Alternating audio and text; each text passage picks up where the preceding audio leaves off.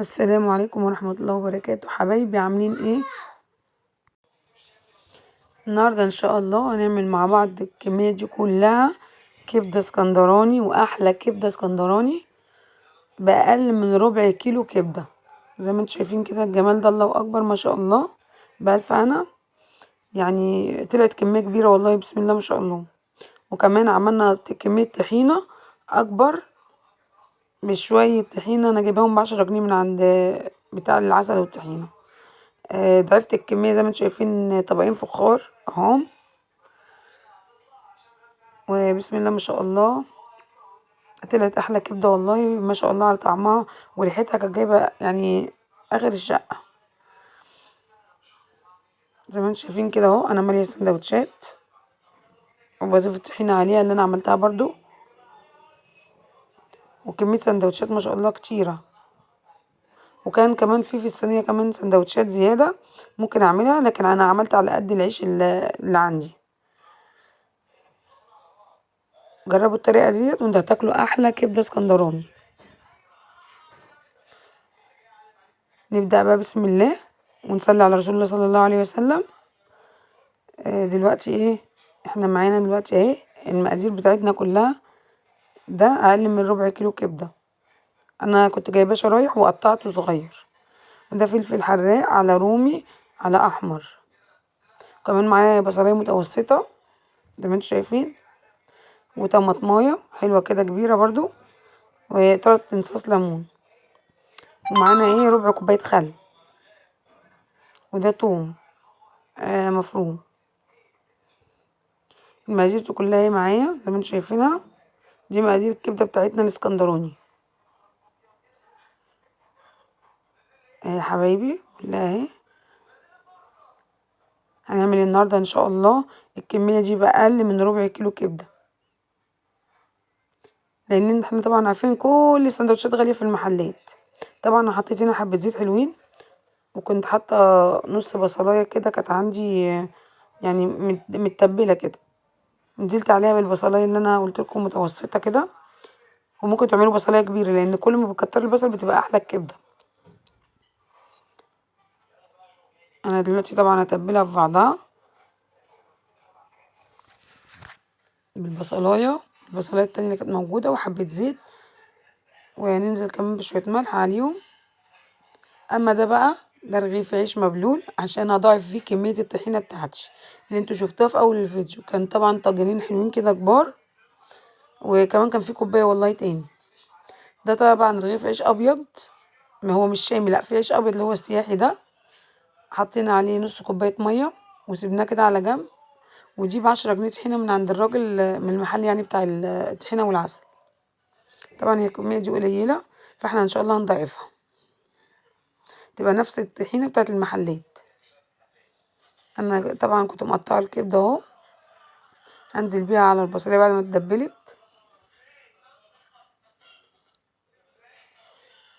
ونشوحها كده مع بعض، نقلبها ناخدها تقريبا حلوة كده مع بعض. استنوا بقى ما امسك بحاجة لان الصينية سخنة. نقلب بقى كده، قلب قلب. احنا لغاية دلوقتي احنا ضايفين البصل والكبدة، بس هنشوحها الاول مع بعض. اول ما الكبدة تغير لون والزيت بدأ يبقبق اهو، يعني يبقلل، بيعمل بقى بيسخن يعني.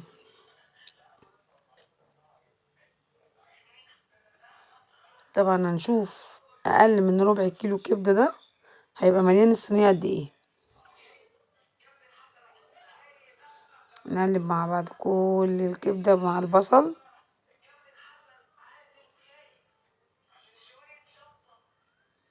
اهو.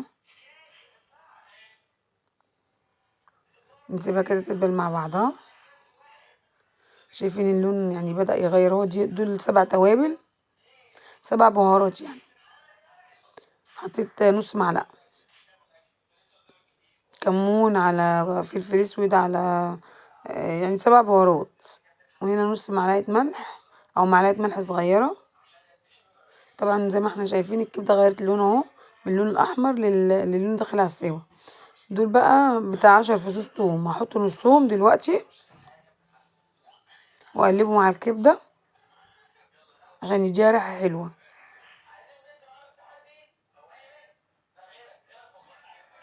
نقلب كل المكونات مع بعض اللي احنا حطيناها، ونزلنا دلوقتي بالنص ايه، نص التوم، يعني نص التوم اللي كنا شايلينه من شويه، وحبه زيت كده في النص عشان تشوحوا والتومه دي تتشوح كده في النص اهو. وهنا بقى ايه، نحط بتاع معلقتين خل كده او 3، يلا 4 معالق 5 معالق، معلقه صغيره اصلا. حطينا 5 معالق خل. هنقلب بقى التومه اللي في النص ديت، انا عايزاها بس ايه تطلع ريحه كده وتفحفح كده.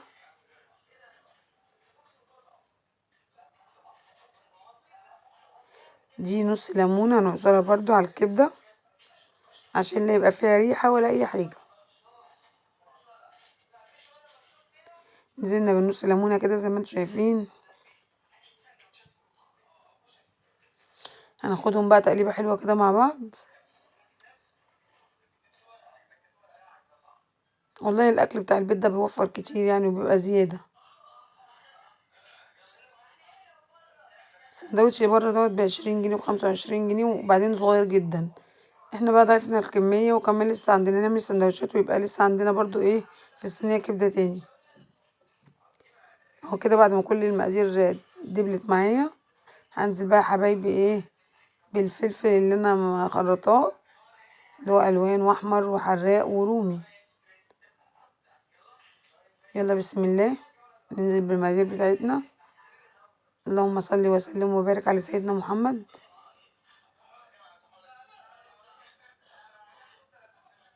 شايفين الصينيه بقت قد ايه؟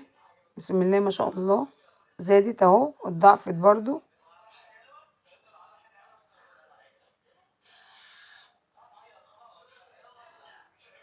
اهو. نقلب بقى الفلفل مع الكبده مع البصل المتبل من الاول. بصوا الجمال بقى، اللهم بارك. ايه الحلاوه دي، والله العظيم مش عشان انا عاملاها، لكن جربي الطريقه هتطلع كبده تحفه، مش هتبطلي تعمليها. بس انتي امشي على المقادير ويعني اعملي على الطريقه بتاعتي دي، على طريقتي، مش هتبطلي تستخدمي الطريقه دي. اهو سبتها بقى على النار شويه تاخد وتدي مع بعض، بس برضه لازم اقلب عشان الكبده ما تتلسعش مني وتنشف، انا عايزاها جوسي كده وحلو. هنا بقى ضفت معلقه طحينه من اللي انا عاملاها. نقلب بقى تقليبا مع بعض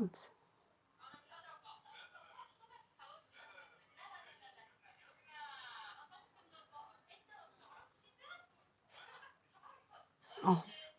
قلبنا كله مع بعضه.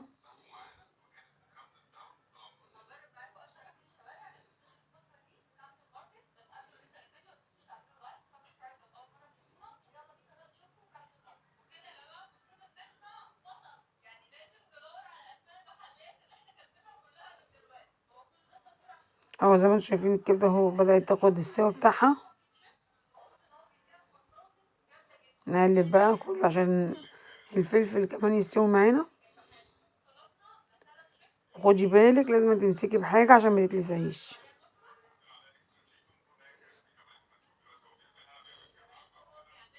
نقلب بقى من فوق لتحت كده والجوانب وكله.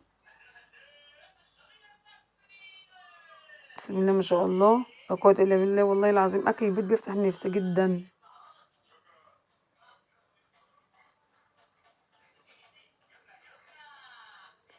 دلوقتي أنا نزلت بشويه ملح. الملح ده انا عامله زي الدقه كده متبل يعني.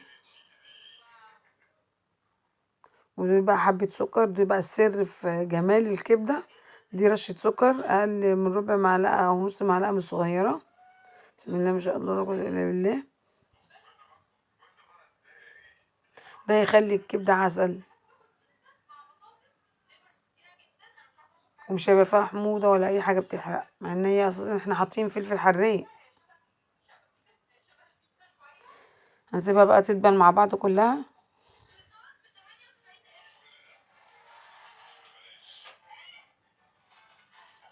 نقلب كله مع بعضه.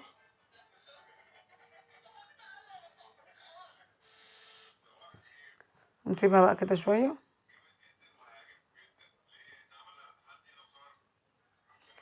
زي ما نشوف كده المكونات كلها دبلت اهي.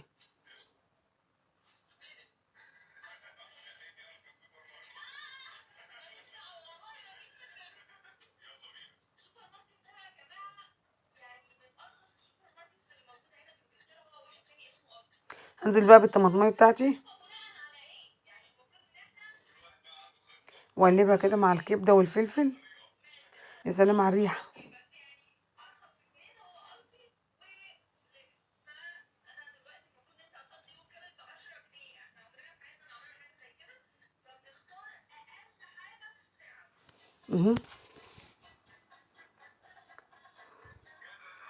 ايه الجمال ده، والله العظيم لونها لوحده كده يخلي الواحد ياكل، مش رغيف، لا 5 رغيف.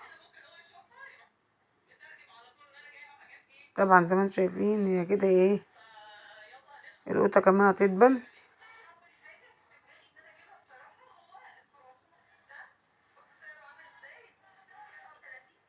اجيب بقى العيش بتاعي اللي هو العيش السيحي دوت، زي المحلات، امسكه كده ادخله في بعضه زي المركب كده او المثلث، زي المركب كده، زي المركب. هعمل كل الكمية زي يعني بعضها كده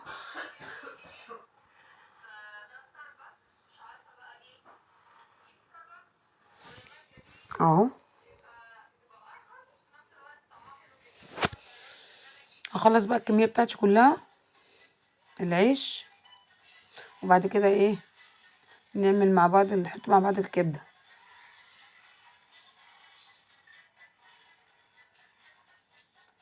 اهو. ولا احلى يعني، بصوا، احلى من بتاعة المحلات 100 مرة. على الاقل تبقى عارفة مغسولة ازاي ومتقطعة ازاي ومستوية ازاي، لكن احنا منعرفش في المحلات اي حاجة. يعني نظافة البيت طبعا تبقى احلى 100 مرة من المحلات.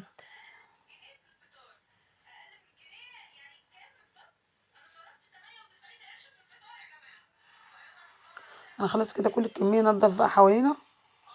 طبعا النظافة ديت من اساسيات المطبخ، لان لو المطبخ اتكركب الواحد مش هيعرف يعمل حاجة. بسم الله.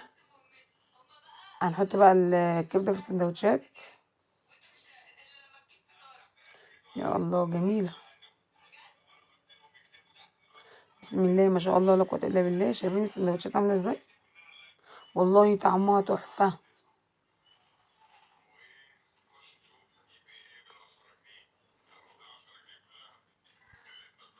اهو.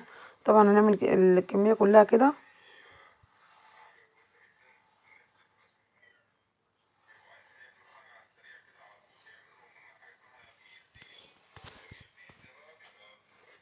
كده خلصنا الكمية كلها مع بعض. طبعا بقى نضيف ايه، ناقص لها كده ايه، ناقص نضيف الطحينة في السندوتشات.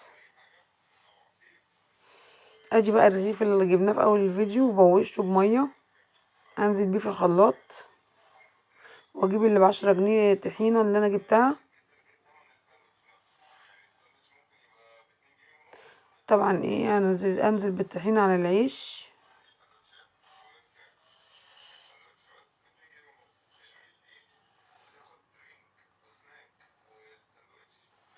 نزلت بالطحينة كلها كده في قلب الخلاط مع العيش.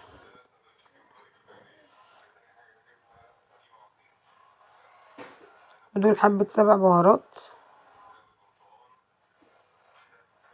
وكمان نص ليمونة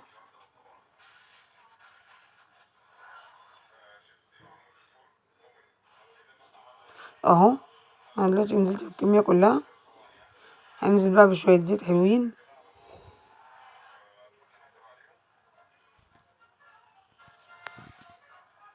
نضرب بقى كام، استنى عشان نسيت الخل برضو. نحط برضو ايه باقي الخل اللي احنا كنا حاطينه، كانت ربع كوباية. ده نحط بقية الخل،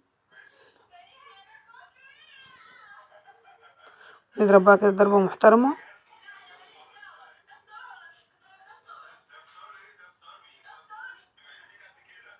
نضرب بقى ونشغل الخلاط زي ما انتوا شايفين كده اهي. عايزينها تبقى ناعمة والكمية بتتضاعف ويبقى طعمها زي بتاعة الفراخ المشوية.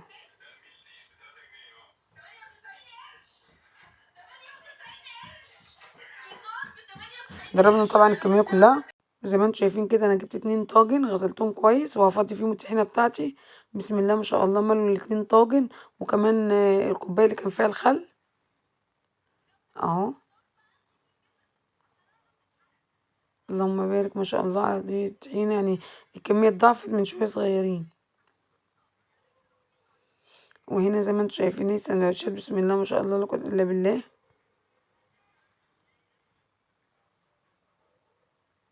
اهو. كمية السندوتشات اللي احنا عملناها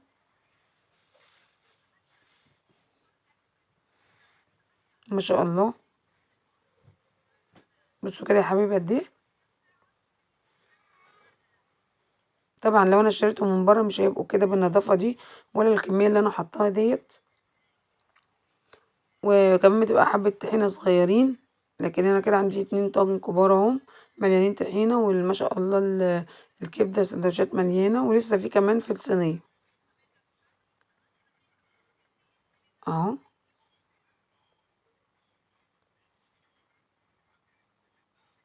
السلام عليكم ورحمة الله وبركاته.